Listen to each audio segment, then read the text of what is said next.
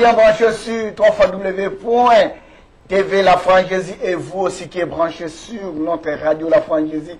Je n'oublie pas, je n'ai pas oublié les gens qui sont aussi branchés en direct de Dallas, Texas sur AM 1480, notre fréquence de la radio en direct et live. Que Dieu vous bénisse. Je suis aujourd'hui avec mon invité, prophète Guigui Exaucé Lungu. Bonsoir, prof. Bonsoir, frère l'État, que Dieu te bénisse. Amen, papa, j'accepte ça. Prof, il y a beaucoup de gens qui te connaissent, il y a des autres qui te connaissent. Est-ce que tu peux te présenter, s'il vous plaît? Tout à l'heure, là, tu viens déjà de parler de mon nom. Je suis le pasteur titulaire de l'église Mission évangélique avec les sanctifiés. Que le Seigneur vous bénisse. Amen, papa. Est-ce que tu peux prier pour nous? On va prier. Seigneur, nous voulons te dire merci pour ces instants merveilleux que tu nous as accordés au travers de ta grâce. Nous reconnaissons et bénissons cette grâce merveilleuse et nous croyons à ta fidélité. Seigneur, nous voulons nous remettre entre tes mains. Guide-nous, toi qui enseignes les esprits qui s'égarent. Glorifie ton nom d'une manière particulière. Rends-nous, Père éternel, au Dieu de ton esprit, dans le nom puissant de Jésus-Christ. Amen. Prof, je t'appelle aujourd'hui pour qu'on parle de l'offrande et du... Bon, ma première question, je voulais déjà qu'on commence direct parce qu'on court derrière les temps. Amen. Je voulais qu'on commence direct. Quelle c'est l'offrande? Est-ce que l'offrande et quelle utilisation de l'offrande selon la parole de Dieu? Voilà. Je dirais que les offrandes n'ont pas commencé dans la Nouvelle Alliance, mais les offrandes ont commencé depuis que le monde existe. Ah bon?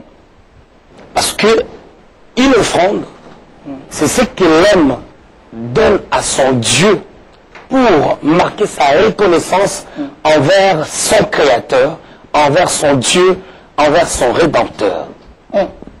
Et lorsque nous parlons des offrandes, normalement, en réalité, dans la pensée biblique, a priori, les offrandes, c'était pas l'argent, déjà. Ouvre ça, papa, ouvre ça, s'il vous plaît. Les offrandes, lorsque nous parlons des offrandes, j'ai bien dit, c'est ce qu'on peut offrir à Dieu. C'est pas, en fait, en général, c'est pas forcément l'argent. Parce que dans les temps anciens, lorsque les gens devaient offrir à l'Éternel, ils offraient des bêtes, ils offraient des animaux à l'Éternel. C'était pas l'argent. Mais nous devons comprendre une chose, parce que ça pourra réjouir le cœur de quelqu'un. Hein. Quelqu'un peut dire, écoutez, pourquoi dans les églises, on dit en donner les offrandes, nous devons donner l'argent, moi j'amène un verre. C'est pas de ça que je suis en train de parler. Je suis en train d'expliquer déjà la pensée de l'offrande, ça sort d'où. Déjà, lorsque nous voulons comprendre déjà, selon l'étymologie du mot, l'offrande, c'est ce qu'on donne à Dieu. C'est ce qu'on offre à Dieu. Mais il y a déjà une affaire de dispensation.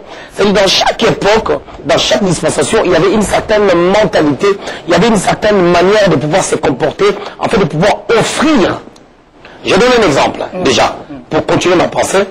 Les mages sont venus auprès du Seigneur. Le Seigneur était né. Le Seigneur venait de naître au travers des Marie. Les mages sont venus pour adorer. Ce qui est déjà impressionnant dans l'histoire des mages, les mages sont venus de loin. Les mages sont venus de l'Orient. Ils ont marché pendant longtemps. Et l'histoire de la Bible, l'étude approfondie de la Bible nous dit que les mages avaient marché à peu près pendant 14 mois pour arriver jusqu'à l'endroit où le Fils de Dieu était né. Une année, 2 mois. 14 mois, une année, 2 mois. Ouais. Et lorsqu'ils sont arrivés, ils ont apporté une offrande pour honorer l'Éternel. Tout à fait. C'est vrai. Tu comprends?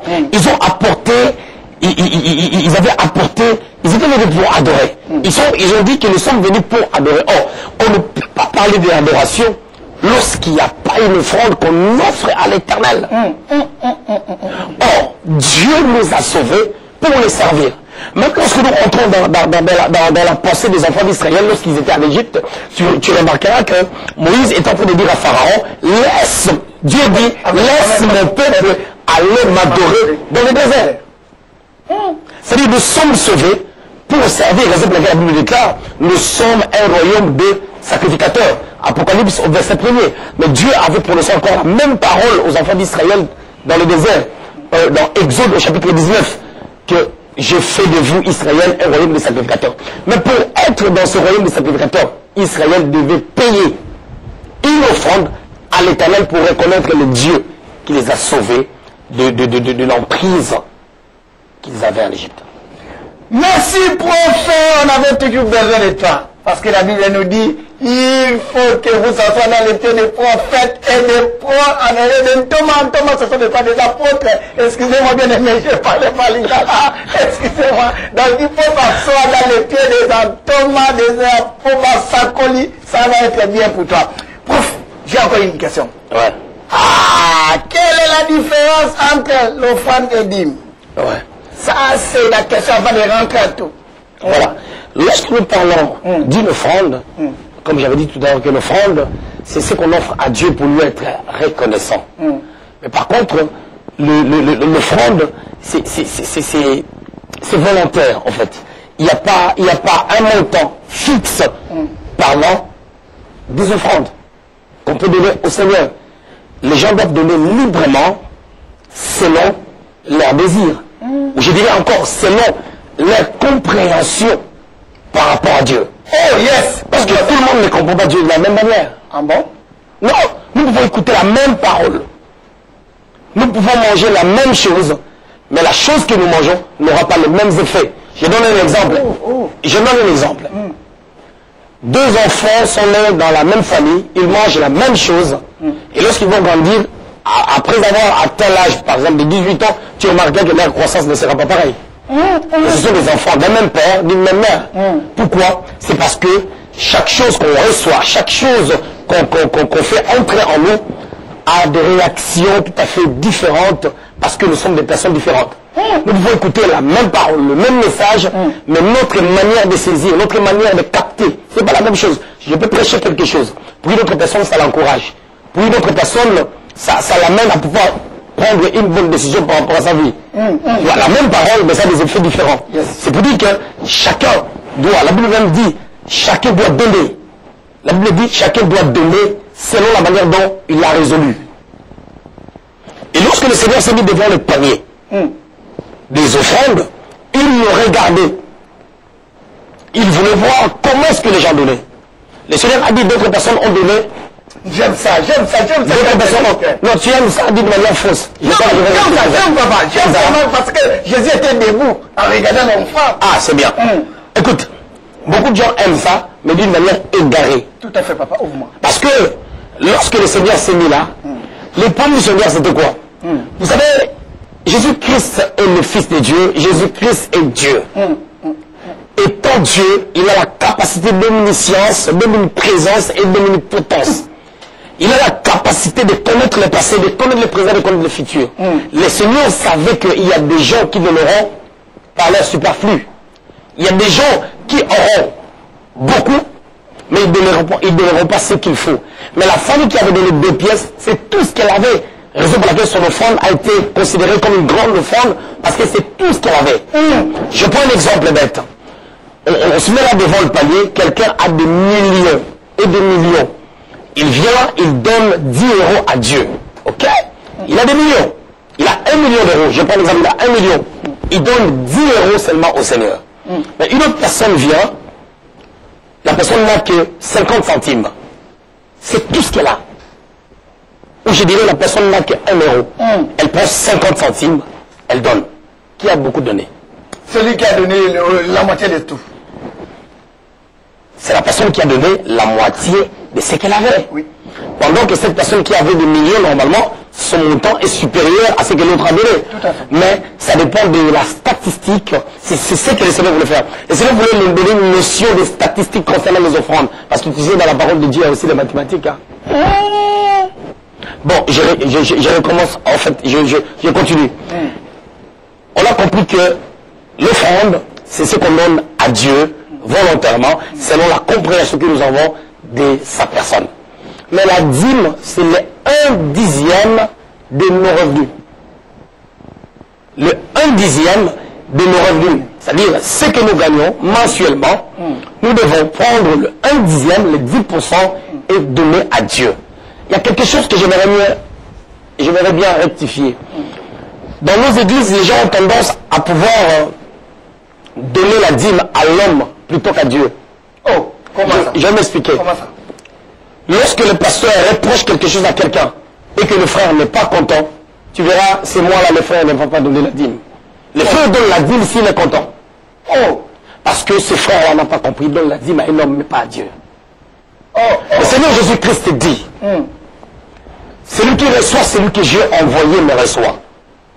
Ce qui veut dire que les hommes de Dieu, je dis bien les hommes de Dieu qui marchent avec Dieu et qui vivent selon la parole, sont des représentants de Dieu. Je ne parle pas des hommes de Dieu qui marchent dans le péché, qui bafouent l'œuvre de Dieu, qui détruisent ce travail que nous faisons. Je parle des hommes de Dieu qui marchent avec le Seigneur, ce sont des représentants de Dieu. Et lorsqu'on donne la dîme, on donne au Seigneur. Plutôt avoir la pensée de pouvoir donner à un homme. Donc la dîme, c'est le 10%. Et nous voyons l'histoire de la dîme dans Malachie 3, à partir du 8e verset jusqu'au 10e verset. On parle des offrandes et on met l'accent sur la dîme. Merci beaucoup, on a bien commencé notre émission. Bien aimé, ne quittez pas votre chaîne, restez toujours connectés. On a beaucoup de questions à lui poser aujourd'hui. Et je vais commencer d'abord, on va retourner encore dans l'offrande. Prof, pourquoi dans ce moment, dans cet temps, ou bien pour le moment dans nos églises, on oblige maintenant des gens l'offrande? Aujourd'hui, on va donner comme ça. Les paniers là, je ne veux pas des pièces ici là, je veux des papiers, machin. Il faut que vous donnez, vous ne donnez pas Dieu. Il oublie déjà même la façon, mais tu viens de me répondre tout de suite là. Il faut que quelqu'un lui-même donne ce que son cœur a désiré. Tu sais, déjà, les points que nous avons dans nos églises, c'est le point de la connaissance. La Bible déclare dans Daniel, au chapitre 12, que la connaissance augmentera. Mais comment est-ce que la connaissance peut augmenter? La connaissance ne peut augmenter que lorsque cette connaissance est transmise. Qui transmet la connaissance? Celui qui transmet la connaissance, c'est celui qui a la connaissance parce qu'on ne donne que ce qu'on a. Si tu n'as pas, je peux même donner. Donc vous me direz par là, manque des enseignements? Voilà. C'est-à-dire, le peuple de Dieu arrive à donner ou à bien donner lorsque ce peuple est assis dans la parole, dans la doctrine. Et le Saint-Esprit qui touche les cœurs, qui sont les cœurs, touche à leur cœur à reconnaître la grandeur de Dieu. Nous revenons même à la définition de l'offrande. C'est-à-dire, ces gens-là, lorsqu'ils auront la connaissance de Dieu, ils sauront comment les vénérer, comment les donner, comment l'adorer. Parce que l'offrande, c'est aussi une adoration à l'Éternel. Merci, prof. Mais je voulais savoir, est-ce que ce sont des hommes de Dieu qui sont appelés ou bien non appelés? Parce qu'en parlant des choses comme ça, souvent dans nos églises, on a toujours des invités, on a des mamans, on a des nouvelles venues, des nouveaux venus dans l'église, en attendant des choses comme ça. Ça les fait même un peu, ils sont même étonnés qu'on est en train d'obliger les gens. Maintenant, on va faire ce tour, mais c'est le panier, on change même les paniers. Ça, c'est des paniers de comme ça. Tout ça, c'est seulement pour suturer les gens de l'argent ou comment? Moi, je vais dire une chose. Tu sais, le domaine des offrandes est en train de connaître un grand problème. Pourquoi? Le diable a compris que si les gens ne donnent pas, ils ne pourront pas être bénis. Le diable le sait. Et le diable, tu sais, le champ d'action du combat spirituel, c'est la pensée. Et le diable travaille maintenant la pensée des gens. Le diable vient mettre le trouble, soit du côté des pasteurs, soit du côté des fidèles. Le pasteur qui n'a pas d'enseignement ou qui ne sait pas expliquer pourquoi nous devons donner, les gens devront commencer par expliquer aux gens pourquoi nous devons donner. Mais le problème c'est quoi? Dans les églises, on a présenté les offrandes autrement. Les hommes de Dieu se sont présentés au devant des gens pour dire que donne, la semaine prochaine Dieu va faire telle chose dans ta vie. C'est une erreur grave. Parce qu'à aucun endroit le Seigneur Jésus-Christ s'est mis, même lorsque Jésus s'est mis devant le panier, devant même cette femme-là qui avait donné 2 pièces, et le Seigneur avait vu que la femme avait beaucoup donné, le Seigneur ne lui avait pas dit qu'écoute, le lundi, sur ton compte bancaire, il y aura tel montant. Le Seigneur ne lui a pas dit ça. Pourquoi? Parce que déjà, lorsque nous comprenons déjà la vraie définition de l'offrande, nous comprenons que l'offrande, c'est l'adoration. Or, l'adoration, c'est une vie que nous devons développer chaque jour dans nos vies. C'est-à-dire, lorsque nous donnons à Dieu, c'est pour lui être reconnaissant par rapport à ce qu'il est pour nous. Mais lorsqu'on enseigne aux gens que donner, tu vas recevoir, les gens dans leur pensée, ils croient que Dieu a leur dette. Dieu ne peut pas avoir la dette de quelqu'un. À moi, il est le créateur. Tout ce qu'il nous donne, tous les jours, tout ce qu'il fait dans nos vies tous les jours, c'est tellement énorme. Et puis, je veux dire gratuit même. Gratuit même. Dis-moi, quelqu'un a beaucoup d'argent, des millions sur ses comptes bancaires. Du jour au lendemain, cette personne meurt. Ok? Est-ce qu'il va se réjouir encore de cet argent? Si cette personne n'avait pas d'argent automatiquement cet argent-là partira même sur les comptes de l'État. Mais si cette personne pouvait rester en vie, parce que Dieu lui a prêté le souffle de vie, il peut se réjouir de ses biens, de son argent. Je voulais expliquer quelque chose. Par là, je voulais dire que lorsque on réalise ce que Dieu fait dans nos vies, le souffle de vie et tout qu'on sort, on doit comprendre comment les donner. Et notre manière de donner changera en comprenant qu'on donne à Dieu, non pas pour lui endetter, mais on va donner au Seigneur parce qu'on réalise qu'il est bon pour nous. Amen, amen, amen. Prof, j'ai encore sous question sur ça. Qui doit utiliser l'offrande à l'église? Utiliser dès que ça rentre. Dès que ça rentre. Oui, dès que ça rentre, on met dans les paniers. L'offrande là, ça sert à quoi? En fait, c'est mieux qu'on retourne un peu dans la parole de Dieu. Amen, papa, c'est bien. J'aime ça. C'est mieux qu'on retourne dans la parole de Dieu. Je check ta Bible, aujourd'hui on est avec un prophète. Donc, prophète. Peut-être qu'il va croire que prof de l'école ou quoi, non. Prophète, parce que la Bible nous dit, il faut qu'on s'assoie dans les pieds des prophètes et des apôtres pour écouter les enseignements. Je pense peut-être que tu n'es pas bien enseigné, mais aujourd'hui tu serais bien enseigné, même moi aussi. Ouvre-nous, papa. Lorsque nous lisons Malachie, au chapitre 3, au 8e verset, à partir du 8e verset, la Bible déclare: un homme trompe-t-il Dieu? Car vous me trompez. Et vous dites: en quoi t'avons-nous trompé? Dans les dîmes et les offrandes. Verset 9. Vous êtes frappés par la malédiction. Hein? Déjà dans le verset 9, on nous dit que celui qui ne donne pas, celui qui n'offre pas à Dieu, ok, les offrandes et les dîmes est frappé par la malédiction. Je continue. Verset 9, la deuxième partie. Et vous me trompez, la nation tout entière. Verset 10. Apportez à la maison du trésor toutes les dîmes, afin qu'il y ait de la nourriture dans ma maison. Mettez-moi de la sorte à l'épreuve, dit l'Éternel des armées. Et vous verrez si je n'ouvre pas pour vous les écluses des cieux, si je ne répands pas sur vous la bénédiction en abondance. Alors nous allons essayer d'expliquer cette pensée. Amen. Cette pensée est en train de parler de deux choses. Premièrement, les offrandes et deuxièmement, les dîmes. Voilà. Lorsque on regarde le verset 8, on dit: est-ce que les hommes trompent Dieu? Parce que là, Dieu est en train de parler directement à Israël. Parce que la loi a été donnée à Israël. Aujourd'hui, la loi est devenue bénéfique aussi pour nous les nations, parce que nous sommes rentrés dans l'alliance d'Abraham. Nous sommes les fils d'Abraham parce que la Bible déclare: tous ceux qui sont en Christ sont fils d'Abraham. Aujourd'hui, nous sommes comme Israël, nous bénéficions des mêmes droits étant des fils. Amen. Alors, je voulais dire ceci. Cette parole qui était pour Israël aujourd'hui est aussi pour nous. Alléluia. Israël n'est pas l'église, mais Israël, c'est la préfiguration de l'église. Parce que la manière dont Dieu a traité avec Israël, c'est de la même manière que Dieu traite avec l'église. Mais sauf que Dieu, il ne traite pas avec les deux au même moment. Ça, c'est le temps de l'église. Je ferme cette parenthèse. Je reviens sur les dîmes et les offrandes. Alors, je voulais dire que Dieu est en train de dire: vous me trompez. Pourquoi? Parce que Dieu avait remarqué que les gens souhaitaient les bénédictions. Ils étaient déjà frappés par la sécheresse. Pourquoi? Parce que quand ils venaient au temple, ils ne donnaient pas leurs dîmes, ils ne donnaient pas leurs offrandes. Alors, ta question, c'est celle-ci. Tu m'as posé la question pour savoir qui peut se servir de la dîme. Et l'offrande. Voilà, et les offrandes. Lorsque nous rentrons dans la classification des sacrificateurs, c'est-à-dire de la nomenclature des sacrificateurs, la loi nous parle de 3 catégories de lévites. La tribu de Lévi a été choisie pour apercevoir la dîme, mais ce n'était pas tous les lévites. C'était les lévites qui travaillaient dans la sacrificature.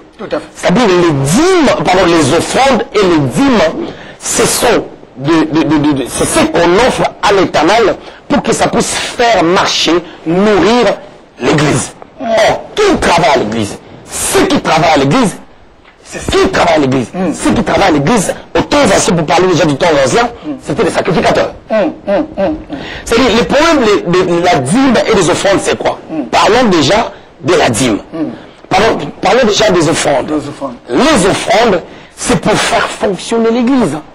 C'est-à-dire, lorsque les offrandes rentrent, et on va pas faire l'appel de fonds parce qu'il y a un micro qui manque. Les offrandes peuvent aider pour ces choses-là. Je reviens encore dans la parole de Dieu. Tu remarqueras une chose. Lorsque Moïse voulait construire le tabernacle, les gens devaient faire des offrandes volontaires. Et ces offrandes-là, c'était de l'or, c'était tout ce qu'ils avaient. C'est le même qui a dit qu'à Moïse, il faut de afin que ces offrandes puissent ramener Moïse à construire. Même au temps de Salomon. les gens étaient venus offrir. Il y a même des gens qui étaient venus de loin, parce qu'ils cherchaient la bénédiction de la part de Dieu, ils étaient venus faire des offrandes. Et ces offrandes participaient pour la construction. Et par cette image, ça n'était que l'ombre des choses à venir. Et aujourd'hui, nous pouvons voir par cette ombre de la loi, en ce jour, on peut dire que les offrandes doivent faire fonctionner l'Église.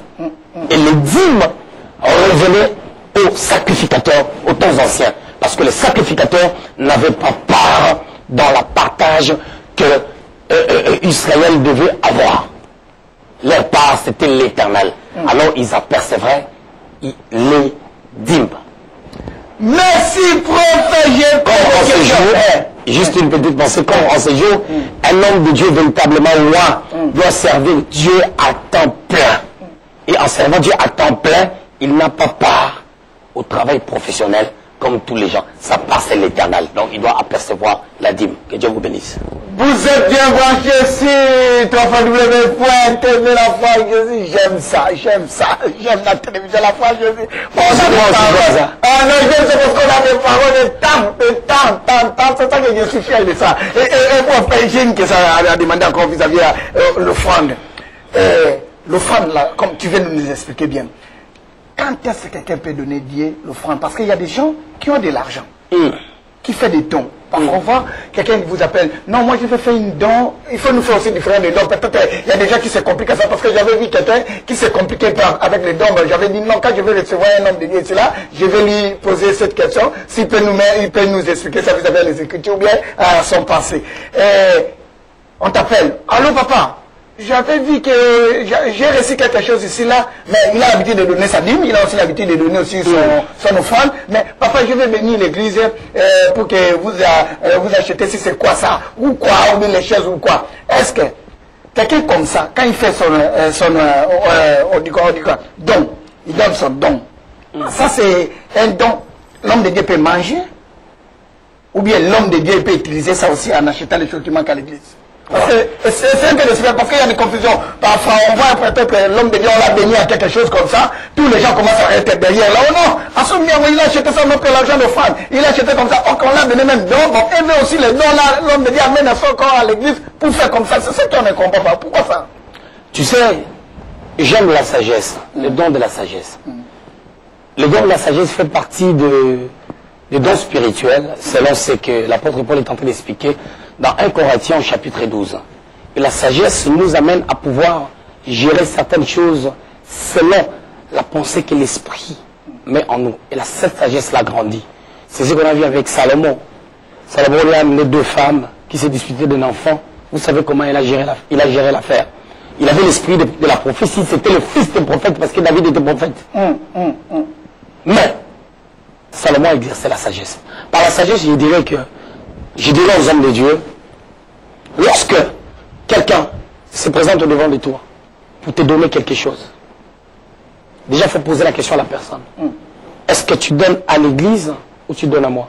Amen, papa, amen. Lorsque quelqu'un veut faire un don, parce que lorsque nous parlons des offrandes, les offrandes ont plusieurs catégories. Ok? Les offrandes ont plusieurs catégories. Et on peut aller plus loin pour parler des semences, pour parler des dons. Tout ça, c'est dans le cadre de ce qu'on offre à Dieu. Parce que offrande sort juste du mot du terme offrir, du verbe offrir. Alors, déjà, il faut poser. Je suis en train de dire ce que moi je fais. Est-ce que ça tu donnes à l'église ou tu me le donnes à moi? Parce que si la personne dit que je donne à l'église, je dois être sincère. Le problème qui est là, personne ne nous fait le flic. Mais il y a Dieu qui voit tout. Moi, je dirais que le pasteur a la responsabilité de diriger l'église comme un administrateur. Si tu es administrateur d'une boîte, d'une entreprise, comment tu vas diriger cette entreprise? C'est ce que Dieu avait dit à Josué, que ce livre de la loi ne s'éloigne pas de ta bouche. Ok? Médite le jour et nuit, vous connaissez le verset, afin que tu aies du succès dans tout ce que tu feras, dans tout ce que tu entreprendras. Ou dans d'autres versions, on a dit dans tes entreprises. Quelque part, nous voyons l'église, c'est comme une entreprise. Pourquoi? L'église, chaque entreprise a une organisation. Il forme une organisation pour la faire fonctionner. Pourquoi? Parce qu'à l'église, il n'y a pas seulement le parler la langue. Il n'y a pas seulement ce qui est spirituel. On a aussi besoin d'argent. on a besoin de locaux, on a besoin d'avoir du matériel pour adorer Dieu. On a besoin des instruments, on a besoin de toutes ces choses. Ça dépend d'une certaine organisation. Mais si quelqu'un dit, je prends l'exemple, j'ai déjà reçu des gens, quelqu'un qui débarque comme ça, il vient me voir, il dit que non, je donne l'argent pour qu'on achète des minivis de l'église. Bon, si les gens ne voient pas les minivis, moi je suis un voleur. Donc à partir de là, tu peux lui envoyer chez la personne qui occupe de la finance. Bien sûr, mais parce qu'il n'est pas venu de dire que ça c'est pour toi, il a dit ça c'est pour l'église. Ça c'est pour l'église. Tu l'envoies déjà qui fait l'administrateur. Voilà, la personne, il arrive de faire ça. Bien sûr que oui. Il arrive des fois, on a des conventions, on a des conférences. Oui. On organise, on invite les gens et tout. Des fois, nous, quand on a des conférences, ça nous demande beaucoup d'argent parce qu'on aime loger les hommes de Dieu dans de bons cadres. Et puis nous, on bénit les hommes de Dieu à un niveau... voilà. Alors, qu'est-ce qui se passe? Il y a des gens qui participent pour les conventions. C'est pas mon argent, ça c'est pas l'argent que les gens mettent dans la poche. Donc, concernant les finances de l'église, il y a quelqu'un qui s'occupe de ça. Les gens vont prendre cet argent-là, ils vont donner à cette personne-là. Tu conseilles quoi à tes amis qui fait que quand on donne, quand on dit, on a une criminelle, on a comme ça, les enfants de Dieu viennent donner à lui, donner, et puis, dans la fin, tu vois, ça devient... je sais pas c'est quoi, conseille un peu s'il vous plaît. C'est ce que je t'en ai dit tout à l'heure, c'est question, c'est un problème de mentalité. C'est un problème de structure, c'est un problème de mentalité, c'est un problème de discipline et c'est un problème de crainte de Dieu. Parce que les hommes ne le voient pas, mais Dieu nous voit. Amen, amen, amen, amen. En parlant de ces choses, je sais ce que je suis en train de dire.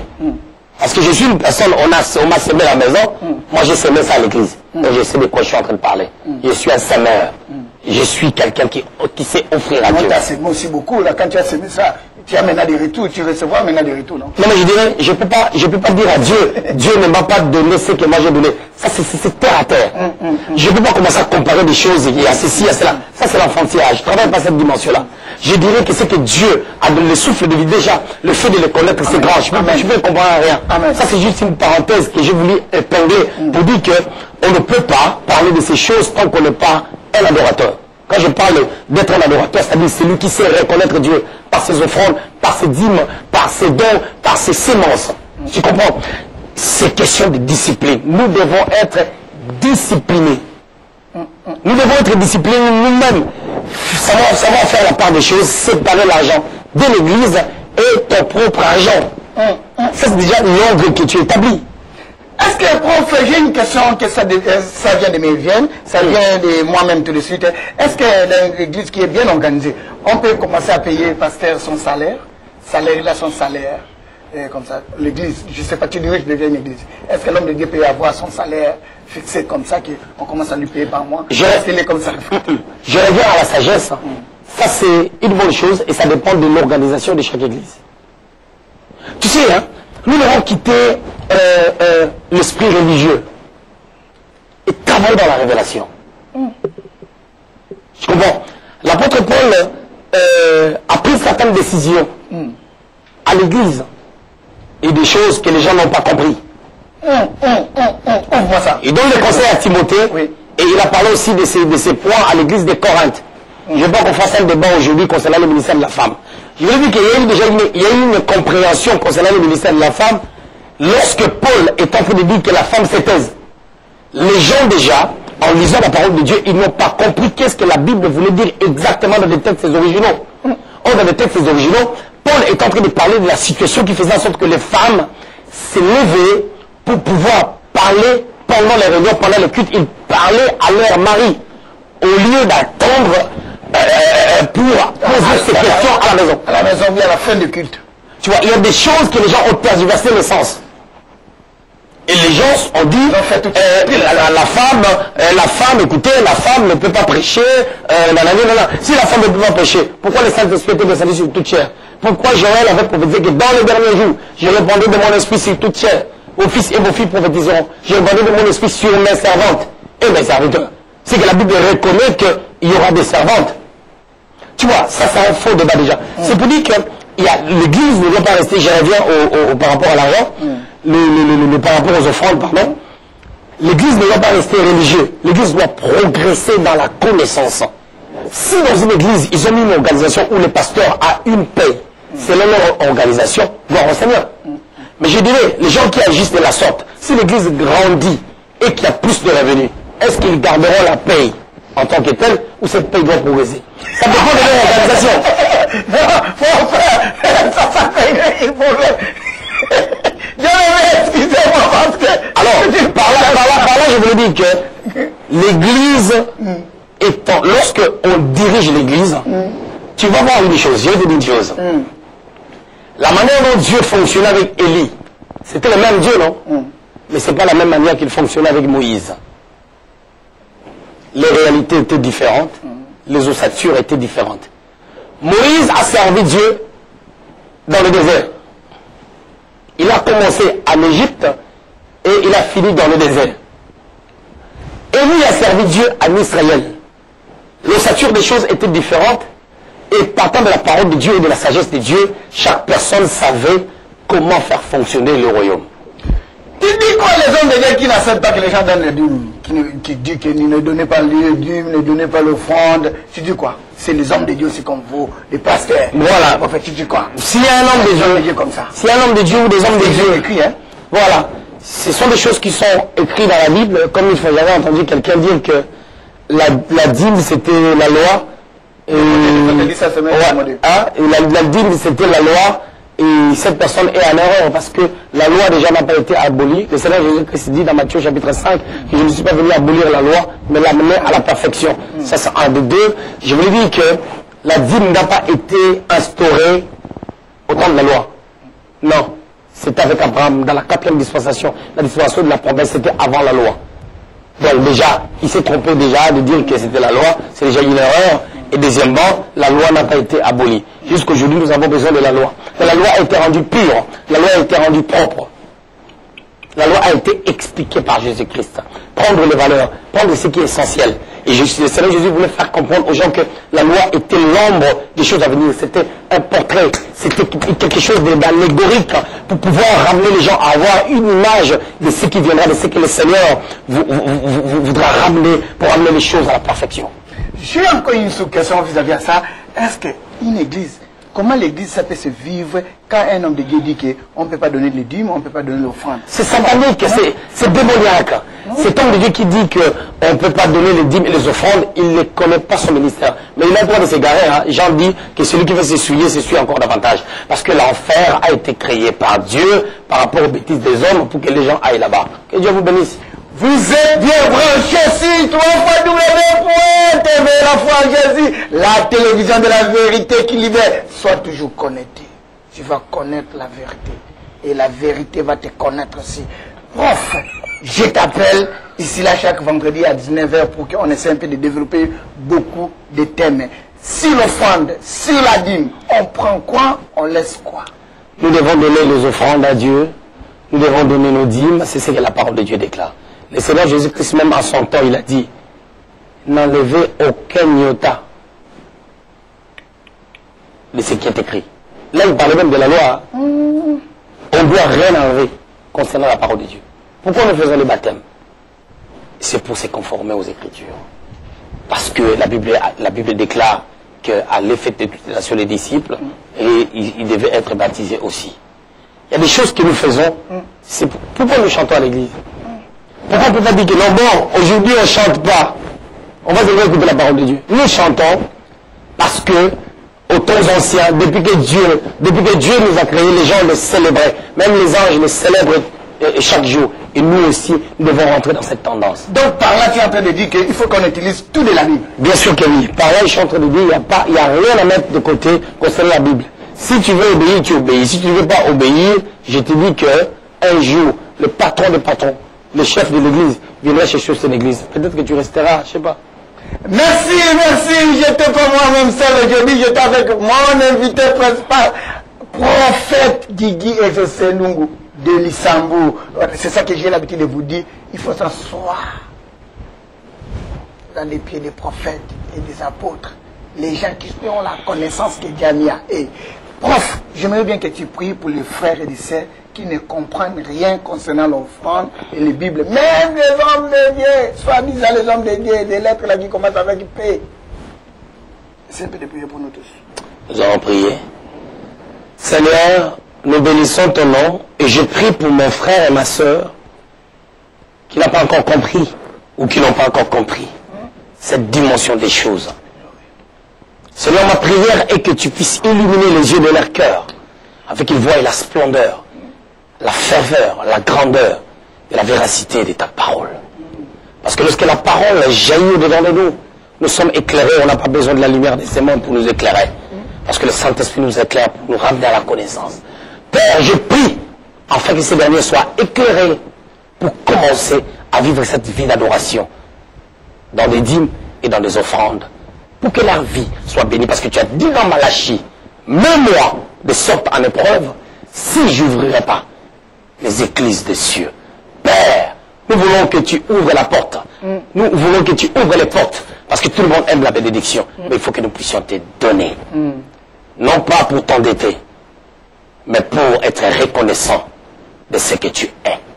J'ai béni mon frère, j'ai béni ma soeur, et je profite par ricochet pour bénir cette sainte chaîne de télévision. La foi en Jésus. Et bénir aussi le frère l'État dans le nom puissant de Jésus-Christ. Merci Seigneur Jésus. Merci Seigneur Jésus. Amen, amen, amen. Bien-aimés, on se voit encore vendredi prochain dans le même heure, à partir de 19h, juste heure d'Europe, avec notre prophète Guigui Exaucé-Loum. Que Dieu vous bénisse. Bye bye. Merci.